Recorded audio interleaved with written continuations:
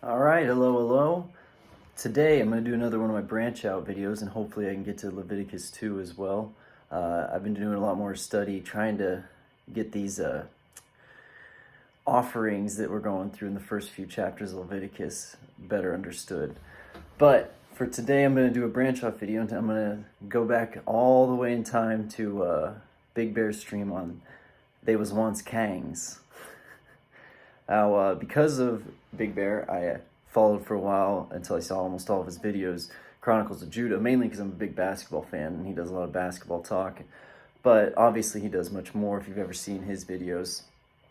And this goes all the way back for me to the first time as a child I read about the Olmecs. So if you know your ancient American civilization cultures, there's the big ones you hear about, the Incas, the Aztecs, the Mayans, and the Olmecs. The Olmecs have these statues, and you can pull them up if you want. The software for me to be able to make videos where I pull stuff up is on my computer downstairs, which is right next to the nursery, so my daughter's taking a nap, so I'm using my phone, so I'm not going to do pull-up stuff, and I just don't like to do a lot of editing, so probably why I don't get very many views. But look at just type in on Google, Olmec statues, and you'll see it, and clearly they are, I'm not gonna say African, because like Big Bear, I don't think that black people are necessarily indigenous to just Africa. I mean, obviously I believe the Bible, so if you go back far enough, we're all indigenous to Mount Ararat, or wherever the Noah's boat landed, his ark. But anyway, I'm gonna talk about my theory. I think it's a very good one, a sound one, and there's evidence to support it. But my theory on, I guess I could say, the travels of the Canaanites is what I should call this. So, if you study history, and I'm going to go back before even ancient America, and I'll touch on that obviously, but the Bronze Age collapse was caused by, lots of things. But a primary factor was this group called the Sea Peoples. The Sea Peoples, what they were known as, and they basically came through and ravaged almost all of the ancient civilizations. I think Egypt was one of the few that survived, but all these Bronze Age civilizations were just wiped out, essentially. And if you look at the timeline here, 13 BC to 1150 BC, Egyptian sources name Lucia as Luca lands as part of the Confederacy of Sea Peoples, 1200, 1190, 1187. So basically starting around 1300 was where these Sea Peoples start these conquest. They're basically ancient Vikings is what they're doing. Now, if you look at the Bible, Joshua drives out the Canaanites, for the most part, around 1400 BC. So, around 100 years before the Sea Peoples. Now, we also know that the Phoenicians are basically the Canaanites. Now, this is Google, obviously, but just bear with me. The Phoenicians, for example, were Canaanites, but not all Canaanites were Phoenicians. So what happens? What is this? The Canaanites leave their homeland, and researchers like Timothy Alberino have shown evidence that they went to a lot of the Mediterranean islands around, like Sardinia is a big one, where they've actually found pillars talking about how Joshua drove them out of their homeland. So the Canaanites, who were known as seafaring people, the Phoenicians were the seafaring people. What seems most likely is the Canaanites kind of just went and incorporated themselves into the Phoenicians. So not all, as it says, for example, the Phoenicians were Canaanites, but not all Canaanites were Phoenicians. So not all the Canaanites went to develop this Phoenician culture. They spread out into other stuff.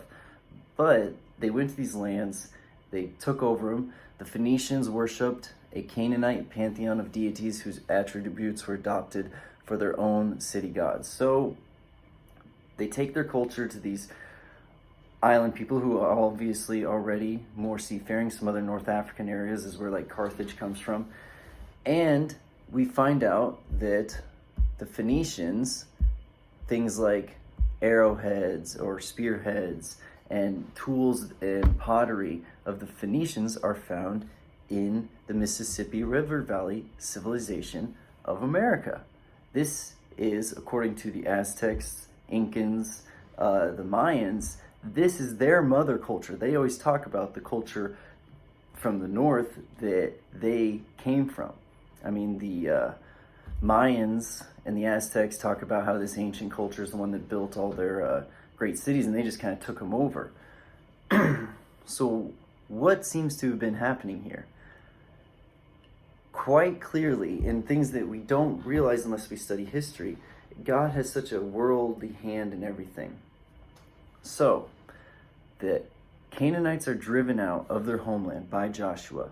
They then go develop, for a few hundred years, their civilization in the islands and the areas around Mediterranean that aren't the promised land, developing even more of their seafaring abilities, because now they have to be. That's how they kind of escape, is into the sea, you know.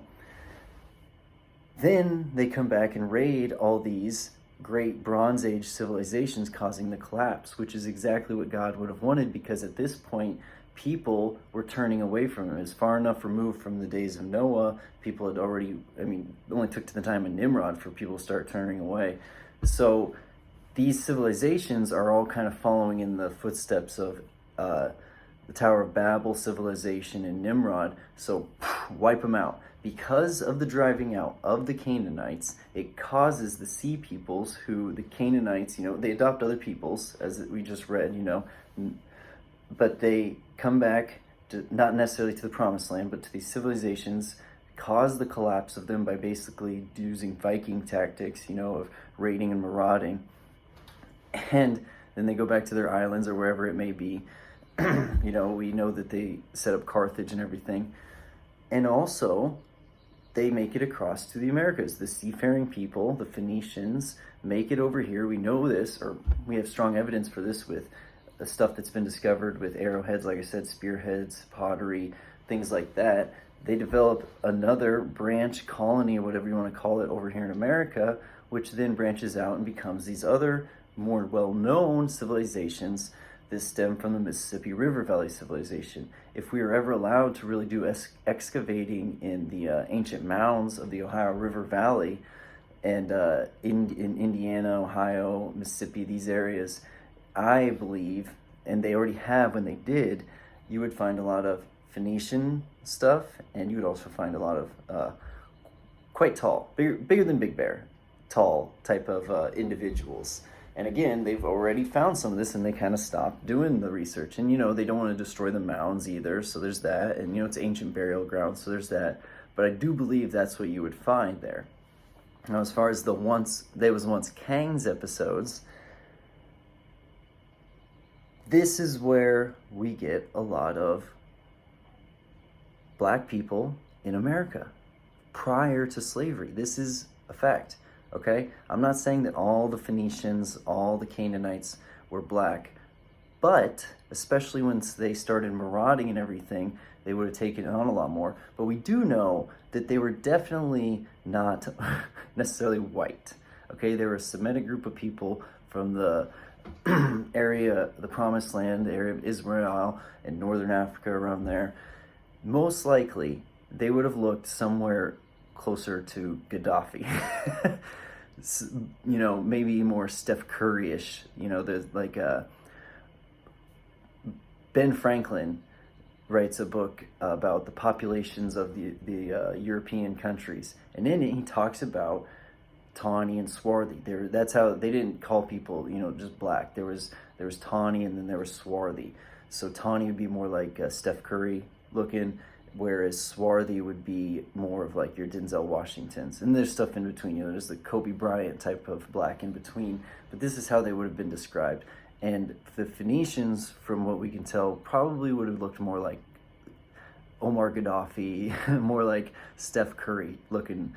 But that doesn't mean that they didn't also take in some Nubian looking, dark Africans, especially once they were driven out and they started marauding. Even before then, they probably had some as well. So they come over to the Americas, these tawny and some swarthy, maybe some white, probably not that many white though, from what we can tell of DNA evidence that we found, but some. And they come over to the Americas. and then they stem out, and that's what creates all the American civilizations. And once again, the whole time they're trying to save their ancient pantheons. They're trying to save their ancient polytheistic religions, and God's always trying to wipe them out. Like, we know, and I don't agree, but the atrocities the Europeans did when they came to the Americas. But at the same time, remember, and I'm not justifying it, but I'm justifying in the eyes of God, that these people, look what the Mayans were doing. Look what the Aztecs were doing. Look at the human sacrifices. Look at the way that they worship. This is straight up Canaanite style worship. And again, God sends in the hand of destruction upon them through the Europeans, just like he used the Canaanites as hand of destruction, even though they weren't like anointed or holy, but he used them as a hand of destruction against the Bronze Age civilizations that were practicing this same type of ancient polytheistic, do what thou will, it's all about you, human sacrifice type of religion. Brought over to the Americas, God ends up sending the Europeans on over to wipe that out, in my opinion. But this is what Owen Benjamin's always talking about, how people from all kinds of races were already like all over the world. We just so much assume that everything was localized.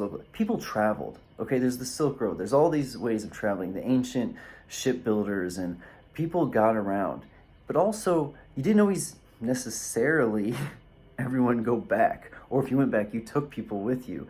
So races were mixing and getting developed all over. And think about it. You take 10 people, you take 5 ships on like an exploration or on a marauding thing, and 20 guys decide to stay back in an area and set up a little civilization or a little colony.